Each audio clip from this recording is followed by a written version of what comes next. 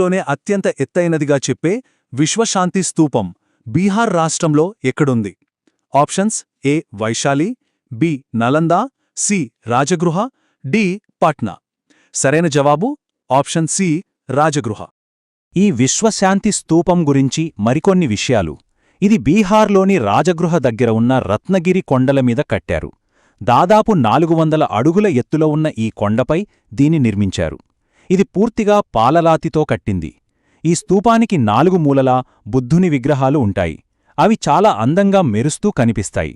ఈ ప్రదేశానికి గ్రిధ్రకూట అనే ఇంకో పేరు కూడా ఉంది. Question number 70. ఇది ఒక మ్యాచింగ్ క్వశ్చన్. కింద ఇచ్చిన జతలలో ఏది సరిగ్గా మ్యాచ్ అయింది? చూద్దాం. ఏ విక్రమశిలా మఠం, ఉత్తరప్రదేశ్. బి హేమకుండ్ గురుద్వారా, హిమాచల్ ప్రదేశ్. సి ఉదయగిరి గుహలు, మహారాష్ట్ర. డి అమరావతి బౌద్ధ స్తూపం, ఆంధ్రప్రదేశ్. వీటిలో కరెక్ట్గా మ్యాచ్ అయింది ఏది? Option D. ఎందుకో ఆప్షన్ డి కరెక్టో చూద్దాం. అమరావతి స్తూపం మన ఆంధ్రప్రదేశ్లోనే ఉంది, సో ఆ జత కరెక్ట్. మరి మిగతావి తప్పు.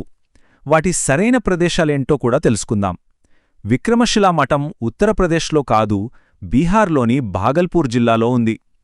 హేమకుండ్ గురుద్వారా హిమాచల్ ప్రదేశ్లో లేదు, ఉత్తరాఖండ్లో ఉంది. ఇక ఉదయగిరి గుహలు అవి మహారాష్ట్రలో కాదు, మధ్యప్రదేశ్లో ఉన్నాయి. ఇది గుర్తుపెట్టుకోండి. ఓకే, గుర్తుంచుకోవాల్సిన ముఖ్యమైన విషయాలు. మొదటిది 4 బౌద్ధ సంగీతులు ఎక్కడెక్కడ జరిగాయి. ఆర్డర్లో గుర్తుపెట్టుకోండి: రాజగృహ, వైశాలి, పాటలీపుత్ర మరియు కాశ్మీర్. రెండో పాయింట్, 4వ సంగీతిలోనే బౌద్ధమతం హీనయానం, మహాయానం అని 2గా విడిపోయింది.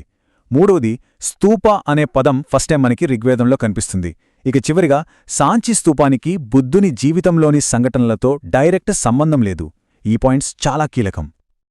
ప్రశ్న 71. ఇక్కడ కొన్ని స్తూపాల పేర్లిచ్చారు కదా, వాటిని సరైన కాలక్రమంలో అంటే ఏది ఎప్పుడు కట్టారో ఆ ఆర్డర్లో పెట్టాలి. ఆప్షన్స్ ఏంటంటే: A Bharhut, Sanchi, Amaravati, Dhamek. B Amaravati, Sanchi, Bharhut, Dhamek. C Sanchi, Amaravati, Bharhut, Dhamek. D Dhamek, Bharhut, Amaravati, Sanchi. మరి దీనికి సరైన సమాధానం ఆప్షన్ ఏ. సరే, ఆప్షన్ ఏ ఎందుకు సరైనదో ఇప్పుడు వివరంగా చూద్దాం. ఈ స్లైడ్లో ఉన్న టైమ్ లైన్ను గమనించండి. సాంచీ స్తూపం మన దేశంలోనే అత్యంత పురాతనమైన రాతి కట్టడాల్లో ఒకటి. అమరావతి స్తూపం నిర్మాణం క్రీస్తుపూర్వం 3వ శతాబ్దంలో మొదలైంది. ఇక మధ్య